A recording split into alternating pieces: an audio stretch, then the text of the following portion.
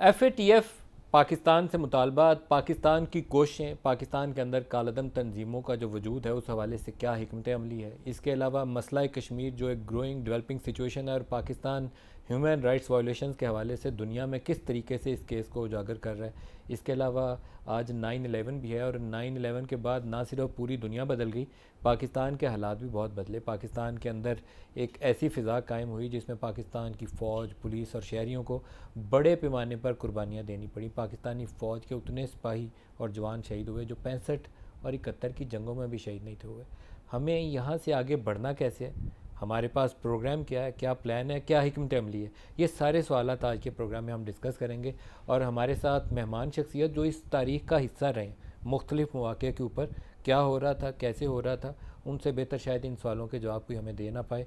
Brigadier Ejaz Shah साहब, पाकिस्तान के वफाकी वज़ीर दाखिला। शाह साहब, बहुत शुक्रिया आप हमारे साथ शामिल हो रहे हैं। Thank you very much sir. FATF से स्टार्ट करते हैं। FATF का मामला है तो कई सालों से चल रहा है और 9/11 के बाद इसमें तेज़ी भी आई, लेकिन अब जैसे जैसे वक्त गुजर रहा है उनके सवालात की तादाद और पाकिस्तान से मुतालबात बढ़ते जा रहे हैं। आज हम कहाँ स्टैंड करते हैं? बिस्मिल्लाहिर्रहमानिर्रहीम। पहले तो नदीम साहब मैं आपका शुक्रिया अदा करता हूँ कि आपने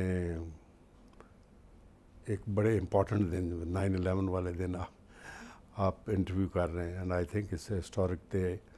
आई थिंक 9/11 ने तो पूरी दुनिया को चेंज कर दिया। The entire concept of the terrorism, law and order, security of the entire world is changed on this day. और ये तो हिस्टोरियन है जो कि चेक करेंगे या देखेंगे जब एनालिसिस करेंगे कि 9/11 के बाद क्या दुनिया सेफ़ है या क्या दुनिया पहले 9/11 से पहले सेफ़ थी। जब 9/11 हुआ उस वक्त आप सेक्टर कमांडर थे ISI?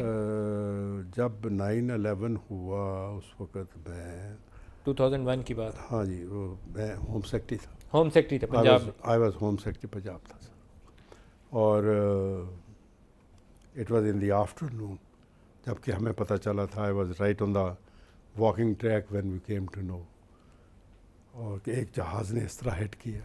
तो उस वक्त तो फेरी टेल लगती थी, but once we came back and we saw that and then the story unfolded. तो वो तो फिर आपके सामने है, it's a very big day. यहीं से अगर थोड़ा सा मैं एक दो और बातें पूछ लूँ फिर दोबारा FATF की तरफ आ जाते हैं।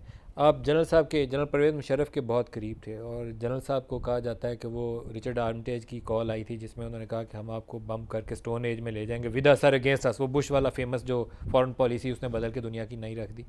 तो क्या रद्द-ए-अमल था जनरल साहब का उस वक्त?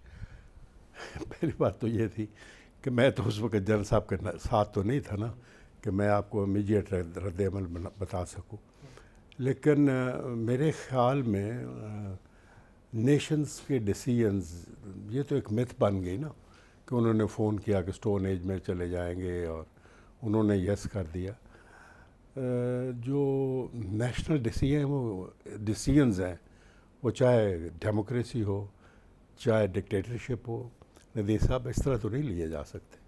अगर उसने कहा भी होगा कि I throw you to the stone age, तो जनरल साहब ने उसी वक्त तो नहीं कह दिया होगा please don't do it, I am with you.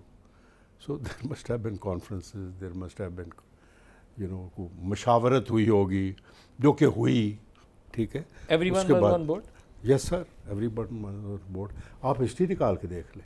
और वो दूसरा मैं आपको एक और भी बताऊँ, this the history will tell you whether Pervez Musharraf, देखे ना आज तो हम क्रिटिसाइज़ कर रहे हैं because he is in the exile, ठीक है, he is going through the under section 6, but the history will tell you whether his decision at that time, it was not only the American, it was the entire world. You were going against the entire world. It was the NATO forces, right? And there was hardly anybody left out. तो ये history आपको बताएगी कि मुशर्रफ ने ठीक किया था या गलत किया था। कोलन पावेल का बाद में इंटरव्यू था, उसने कहा कि हमने सोचा था कि शायद पाकिस्तान 2 या 3 बातें मानेगा, सारी नहीं मानेगा, लेकिन जब यहाँ से वो ऑफिशियल हमारी स्टेटमेंट थी कि अनस्टेंटेड स्पोर्ट, तो उसके ऊपर उन्हें भी सरप्राइज़ हुआ। उसमें सर दरअसल होता ये है कि when the event take place ना सर, उसके बाद एवरीबडी बिकम्स विजडम आ जाती है सब में। जब एक इंसिडेंट हो जाता है ना, ये कहना बड़ा आसान है।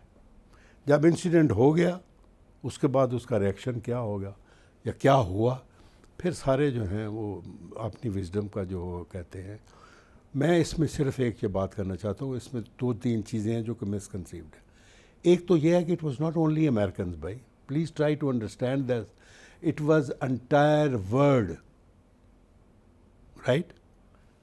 अगर आप कहते कि नहीं जी मैं आपके साथ नहीं हूँ, it was not that you are not with American, it was the entire world जिसको आपने नो करना था।